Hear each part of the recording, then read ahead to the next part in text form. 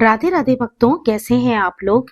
आपका दिन शुभ और मंगलमय हो और भगवान की कृपा आपके समस्त परिवार पर सदा सर्वदा बनी रहे।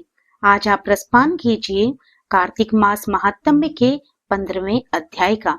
इससे पहले के अध्याय अगर आपने ना सुने हो तो प्लीज आप मेरे चैनल पर जाके उनको अवश्य ही सुन लीजिएगा। और अगर आप मेरे चैनल पे नए हो तो मेरे चैनल को सब्सक्राइब करना मत भूलिएगा। तो चलिए बिना विलंब के हम आज की कथा को प्रारंभ करते हैं। राजा पृथु ने नारद जी से पूछा, हे मुनि श्रेष्ठ, तब दैत्यराज जलंधर ने क्या किया, वह सब मुझे विस्तार से सुनाइए। नारद जी बोले, मेरे वहां से चले जाने के बाद जलंधर ने अपने राहु नामक दूत को बुलाकर आज्ञा दी कि कैलाश पर एक जटाधारी शंभु योगी रहता है, उससे उसकी सर्वांग सुंदरी भार्या को मेरे लिए मांग लाओ। तब दूत शिव के स्थान पर पहुंचा, परंतु नंदी ने उसे भीतर सभा में जाने से रोक दिया। किंतु वह अपनी उग्रता से शिव की सभा में चला गया और शिव के आगे बैठकर दैत्यराज का संदेश कह सुनाया। उस राहु नामक दूत के ऐसा कहते ही भगवान शूलपाणी के आगे पृथ्वी फोड़कर एक भयंकर शब्द वाला पुरुष प्रकट हो गया। उस राहु नामक दूत के ऐसा कहते ही भगवान शूलपाणी के आगे पृथ्वी फोड़कर एक भयंकर शब्द वाला पुरुष प्रकट हो गया, जिसका सिंह के समान मुख था। वह नरसिंह ही राहु को खाने चला।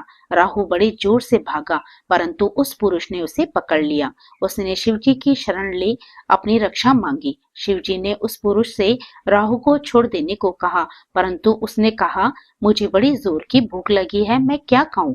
महेश्वर ने कहा, यदि तुम्हें भूख लगी है तो शीघ्र ही अपने हाथ और पैरों का मांस भक्षण कर ले। और उसने वैसा ही किया।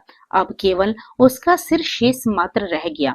तब उसका ऐसा कृत्य देखकर शिवजी ने प्रसन्न हो उसे अपना आज्ञा पालक जान अपना परम प्रिय गण बना लिया। उस दिन से वह शिवजी के द्वार पर स्वकीर्ति मुख नामक गण होकर रहने लगा। इसके बाद राजा पृथु ने नारद जी से फिर कहा कि हे नारद जी, ये तो आपने भगवान शिव की बड़ी विचित्र कथा सुनाई है। अब कृपा करके आप ये बताइए कि उस समय राहु उस पुरुष से छूटकर कहाँ गया। नारद जी बोले, उससे छूटने पर वह दूत बर्बर नाम से विख्यात हो गया और अपना नया जन्म पाकर वह धीरे धीरे जलंधर के पास गया। वहां जाकर उसने शंकर की सब चेष्टा कही। उसे सुनकर दैत्यराज ने सब दैत्यों को सेना द्वारा आज्ञा दी। कालनेमी और शुंभ निशुंभ आदि सभी महाबली दैत्य तैयार होने लगे। एक से एक महाबली दैत्य करोड़ों करोड़ों की संख्या में निकल युद्ध के लिए जुट पड़े। महाप्रतापी सिंधु पुत्र शिवजी से युद्ध करने के लिए निकल पड़ा। आकाश में मेघ छा गए और बहुत अपशकुन होने लगे। शुक्राचार्य और कटे सिर वाला राहु सामने आ गए। उसी समय जलंधर का मुकुट खिसक गया, परंतु वह नहीं रुका। उधर इंद्रादि सब देवताओं ने कैलाश पर शिवजी के पास पहुंचकर सब वृतांत सुनाया और ये भी कहा कि आपने जलंधर से युद्ध करने के लिए भगवान विष्णु को भेजा था, वह उसके वशवर्ती हो गए हैं और विष्णु जी लक्ष्मी सहित जलंधर के अधीन हो उनके घर में निवास करते हैं। अब देवताओं को भी वहीं रहना पड़ता है। अब वह बलि सागर पुत्र आपसे युद्ध करने आ रहा है, अतएव आप उसे मारकर हम सबकी रक्षा कीजिए। ये सुनकर शंकर जी ने विष्णु जी को बुलाकर पूछा, हे ऋषिकेश, युद्ध में आपने जलंधर का संहार क्यों नहीं किया और बैकुंठ छोड़ आप उसके घर में कैसे चले गए। ये सुनकर विष्णु जी ने हाथ जोड़कर नम्रता पूर्वक भगवान शंकर से कहा, उसे आपका अंशी और लक्ष्मी का भ्राता होने के कारण ही मैंने नहीं मारा है। ये बड़ा वीर और देवताओं से अजय है। इसी पर मुग्ध होकर मैं उसके घर में निवास करने लगा हूँ। विष्णु जी के इन वचनों को सुनकर शंकर जी हंस पड़े। उन्होंने कहा, हे विष्णु, आप ये क्या कहते हैं। मैं उस दैत्य जलंधर को अवश्य ही मारूंगा।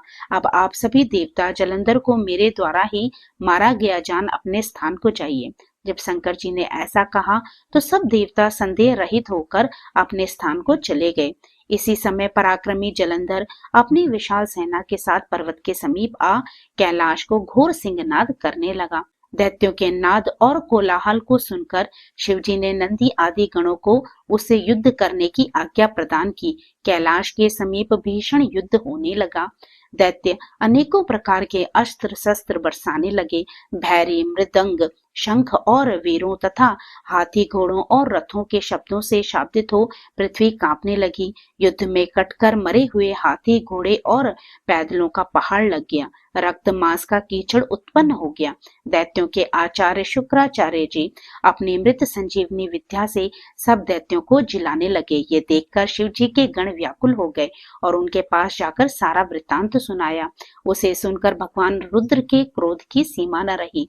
फिर तो उस समय उनके मुख से एक बड़ी भयंकर कृत्या उत्पन्न हुई, जिसकी दोनों जंघाएं ताल वृक्ष के समान थी। वह युद्ध भूमि में जा सब असुरों का चवर्ण करने लगी और फिर वह शुक्राचार्य के समीप पहुंची और शीघ्र ही अपनी योनि में गुप्त कर लिया। फिर स्वयं भी अंतर्ध्यान हो गई। शुक्राचार्य के गुप्त हो जाने से दैत्यों का मुख मलिन पड़ गया और वे युद्ध भूमि को छोड़ भागे। इस पर शुंभ, निशुंभ और कालनेमी आदि सेनापतियों ने अपने भागते हुए वीरों को रोका। शिवजी के नंदी आदि गणों ने भी, जिसमें गणेश और स्वामी कार्तिकेय जी भी थे, दैत्यों से भीषण युद्ध करना आरंभ कर दिया। उस समय शिवजी के गण प्रबल थे और उन्होंने जलंधर के शुंभ, निशुंभ और महाअसुर कालनेमी आदि को पराजित कर दिया। ये देखकर सागर पुत्र जलंधर एक विशाल रथ पर चढ़कर, जिस पर लंबी पताका लगी हुई थी, युद्ध भूमि में आया। इधर जय और शील नामक शंकर जी के गण भी युद्ध में तत्पर होकर गरजने लगे। इस प्रकार दोनों सेनाओं के हाथी घोड़े, शंख, भैरी और दोनों ओर के सिंहनाद से धरती त्रस्त हो गई। जलंधर ने कुहरे के समान असंख्य बाणों को फेंककर पृथ्वी से आकाश तक व्याप्त कर दिया और नंदी को 5, गणेश को 5, वीरभद्र को एक साथ ही 20 बाण मारकर उनके शरीर को छेद दिया और मेघ के समान गर्जना करने लगा। ये देख कार्तिकेय ने भी दैत्य जलंधर को अपनी शक्ति उठाकर मारी और घोर गर्जना किया, जिसके आघात से वह मूर्छित हो पृथ्वी पर गिर पड़ा। परंतु वह शीघ्र ही उठ पड़ा और क्रोधाविष्ट हो कार्तिकेय पर अपनी गदा से प्रहार करने लगा। ब्रह्मा जी के वरदान की सफलता के लिए शंकर पुत्र कार्तिकेय पृथ्वी पर सो गए। गणेश जी भी गदा के प्रहार से व्याकुल होकर धरती पर गिर पड़े। नंदी व्याकुल हो गदा प्रहार से पृथ्वी पर गिर पड़े। फिर दैत्य ने हाथों में परिघ ले शीघ्र ही वीरभद्र को पृथ्वी पर गिरा देख शंकर जी गण चिल्लाते हुए संग्राम भूमि छोड़ बड़े वेग से भाग चले। वे भागे हुए गण शीघ्र ही शिव जी के पास आ गए और व्याकुलता से युद्ध का सब समाचार कह सुनाया। लीलाधारी भगवान ने उन्हें अभय दे सबका संतोष वर्धन किया। तो भक्तों, आज की कथा यहीं पर विराम लेती है।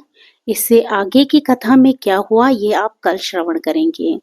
तो अगर आपको ये कथा अच्छी लगी हो तो इसे लाइक कीजिएगा और अगर आप मेरे चैनल पे नए हो तो मेरे चैनल को सब्सक्राइब करना मत भूलिएगा। तो प्रभु का नाम लेते रहिए, पुण्य के भागी बनते रहिए। जय श्री कृष्णा, राधे राधे।